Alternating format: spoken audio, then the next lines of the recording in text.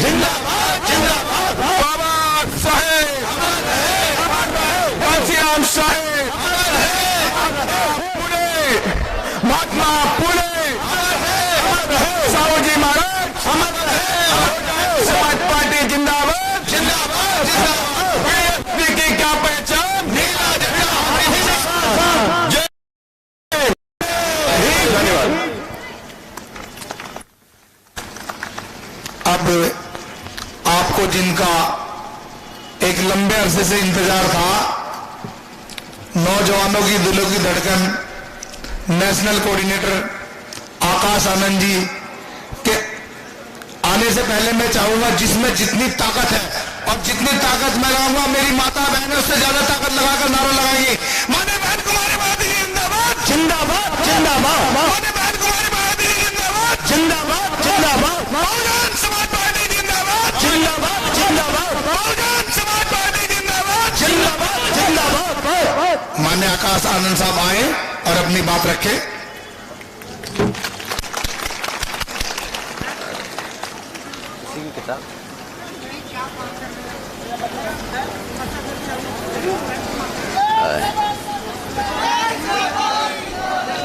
इसको आ जा, इसे लागे ना छोड़ दो, इसे लागे ना छोड़ दो, जाओ जाओ जाओ, आ जा।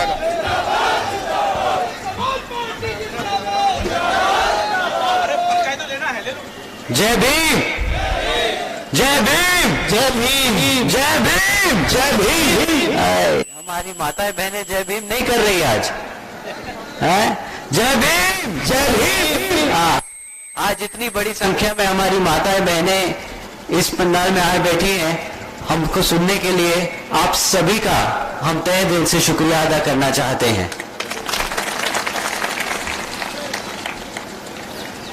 मैं अपने देश में समय समय पर जन्मे सभी संतों, गुरुओं और महापुरुषों को नमन करता हूं।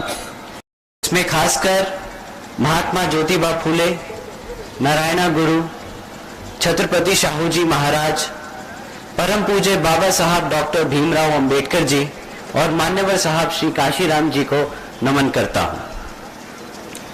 मान्यवर साहब श्री काशीराम जी के विचारों को देश के कोने कोने तक पहुंचाने का काम उनकी एकमात्र उत्तराधिकारी और बीएसपी की राष्ट्रीय अध्यक्ष आदरणीय बहन कुमारी मायावती जी ने किया है। उत्तर प्रदेश की 4 बार मुख्यमंत्री, लोकसभा व राज्यसभा की कई बार सदस्य रही आदरणीय बहन कुमारी मायावती जी ने बाबा साहब डॉक्टर भीमराव अंबेडकर जी और मान्यवर साहब श्री काशीराम जी के मिशन के लिए अपना पूरा जीवन समर्पित कर दिया और मुझे गर्व है कि मुझे ऐसे महान नेता के नेतृत्व में काम करने का मौका मिला है।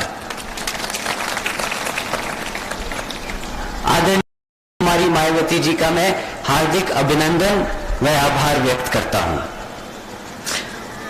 आज उत्तराखंड राज्य के कार्यकर्ता सम्मेलन में मेरे साथ मंच पर उपस्थित बीएसपी के राष्ट्रीय उपाध्यक्ष माननीय श्री आनंद कुमार जी, बीएसपी के राष्ट्रीय कोऑर्डिनेटर व राज्यसभा सांसद माननीय श्री रामजी गौतम जी, उत्तराखंड प्रदेश प्रभारी व पूर्व एमएलसी डॉक्टर मेघराज जी, श्री शमसुद्दीन रायन जी, श्री नरेश गौतम जी, श्री नंदगोपाल जी और प्रदेश अध्यक्ष श्री शीशपाल सिंह जी, यहाँ बहुजन समाज पार्टी प्रदेश कमेटी के सभी सदस्यगण, जिला कमेटी, विधानसभा कमेटी, सेक्टर और बूथ के सभी कार्यकर्ता, बीवीएफ के जवान सिपाहियों और दूर दराज से आए हुए बहुजन समाज पार्टी के समर्थकों का मैं तहे दिल से स्वागत व अभिनंदन करता हूं।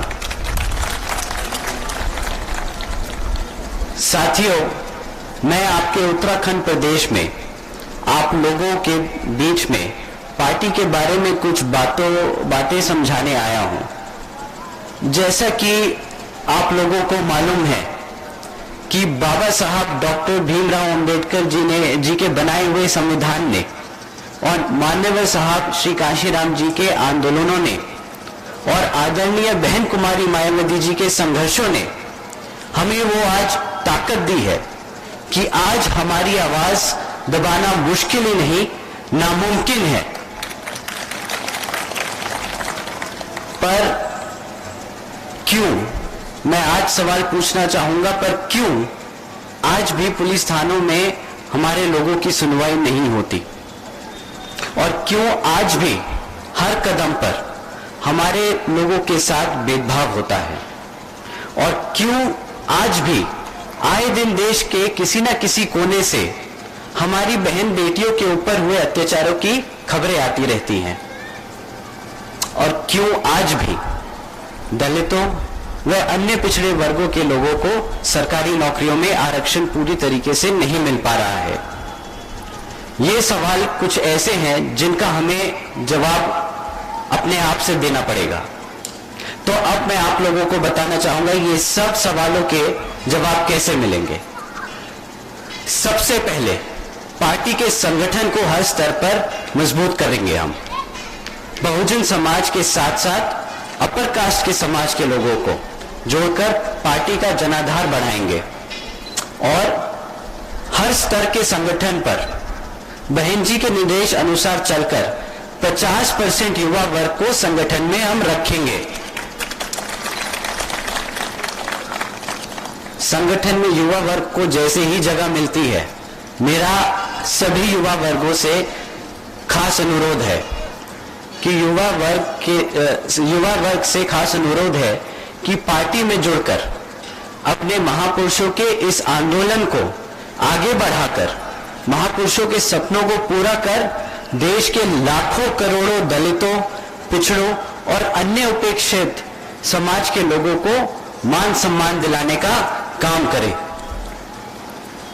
मैं फिर से आप लोगों को कहना चाहूंगा कि ये लड़ाई हमारे मान की है, ये लड़ाई हमारे सम्मान की है, ये लड़ाई हमारे अधिकारों की है। और अगर आप लोगों को सम्मान चाहिए तो आपको शासक बनना पड़ेगा, क्योंकि शासन से अधिकार मिलेगा और आपको अधिकारों से सम्मान मिलेगा। परम पूज्य बाबा साहब डॉक्टर भीमराव अंबेडकर जी ने एक सपना देखा था और उसे मिशन में किसने बदला? भाई आपके और हमारे मान्यवर साहब श्री कांशीराम जी ने, और हमारी आदरणीय बहन कुमारी मायावती जी ने उत्तर प्रदेश में 4 बार के शासनकाल में शासन, प्रशासन व अनुशासन से उन्होंने ये साबित कर दिखाया कि सामाजिक बदलाव तभी आएगा जब सत्ता की चाबी खुद अपने हाथों में होगी। मैं बहन जी का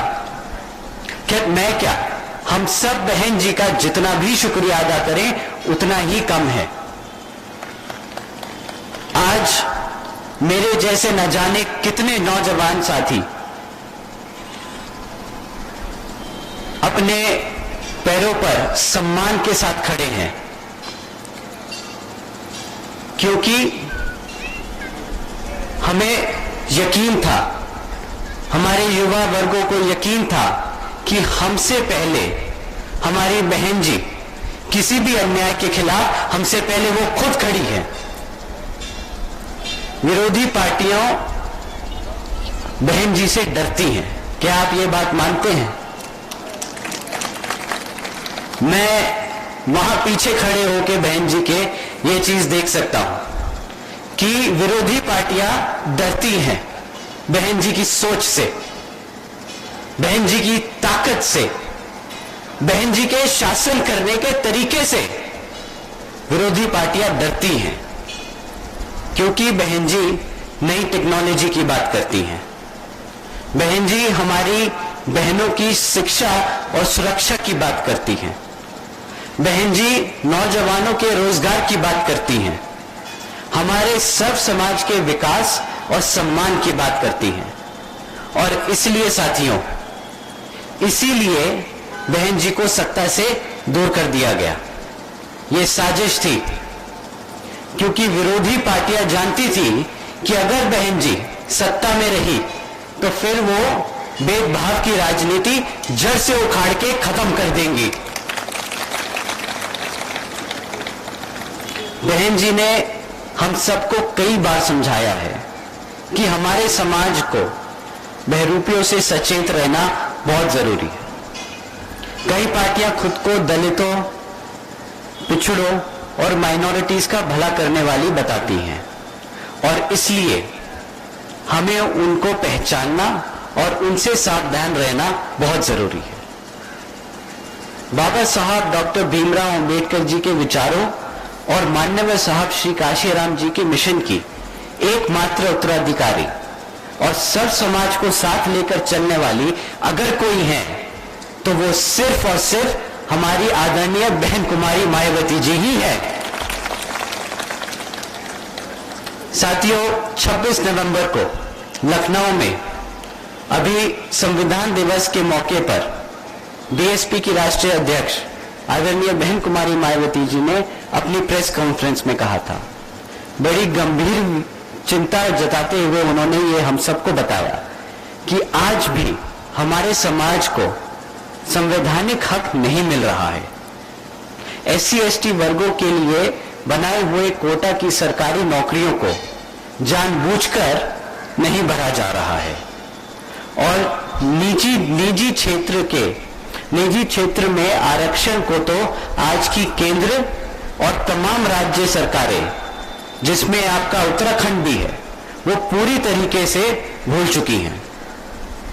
मैं आपको याद दिला देना चाहता हूं कि सरकारी नौकरियों में आरक्षण देकर वो हम पर कोई एहसान नहीं करेंगे, कि सैकड़ों वर्षों से जिस तरह से हमारे समाज को कुचला गया है, आज वो सिर्फ और सिर्फ उसका हक अदा करेंगे। और मैं आपको बता देना चाहता हूं कि आजादी मिलने के बाद सरकारी नौकरियों में हमारी भागीदारी सिर्फ 5% थी। आरक्षण के बावजूद भी आज देश की 40 वाले तो 40% 40 सेंट्रल यूनिवर्सिटी में सिर्फ 5% प्रोफेसर हैं जो पिछड़े वर्ग से आते हैं, तो हमें आरक्षण का अभी पूरी तरीके से फायदा नहीं मिल पा रहा है।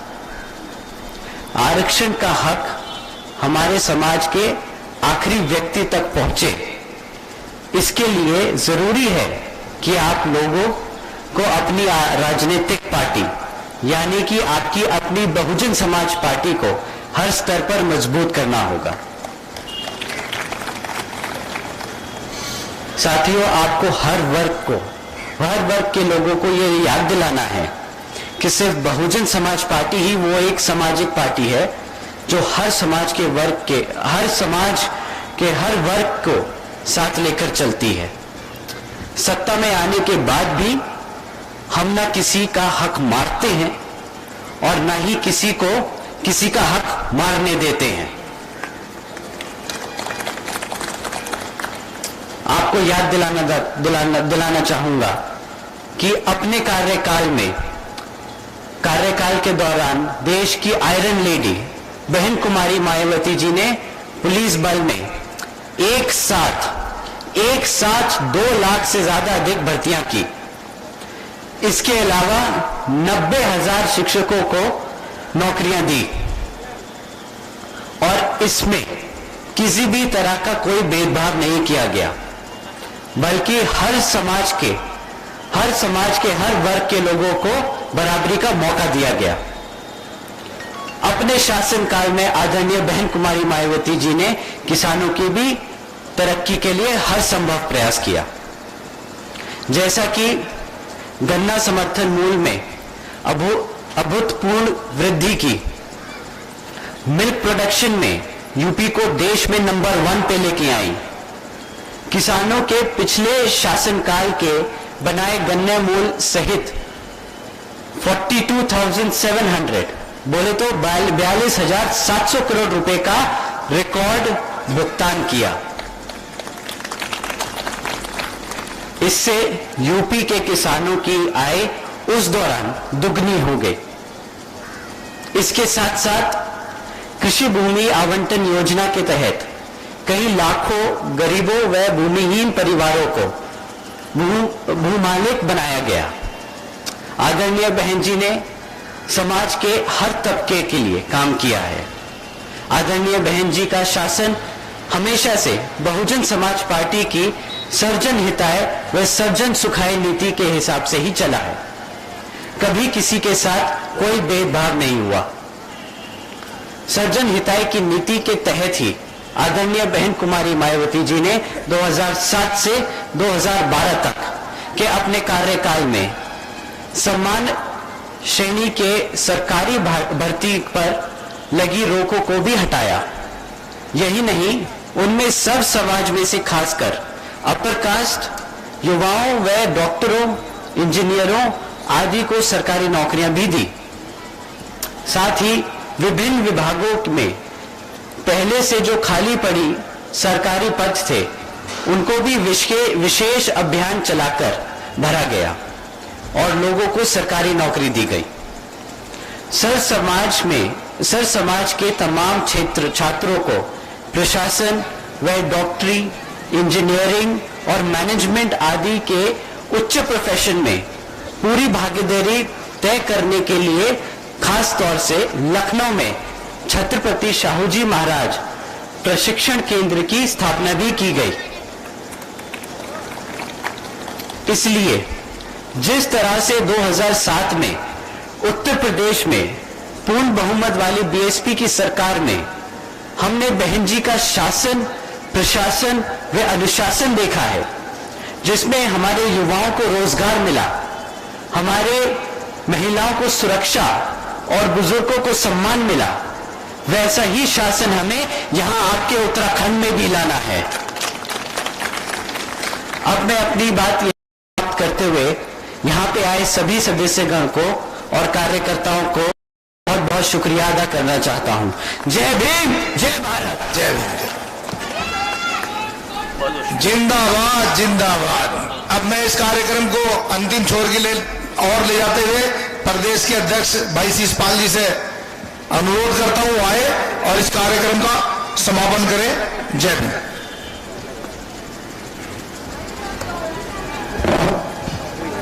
अपने सभी संतों गुरुओं के चरणों में नमन करते हुए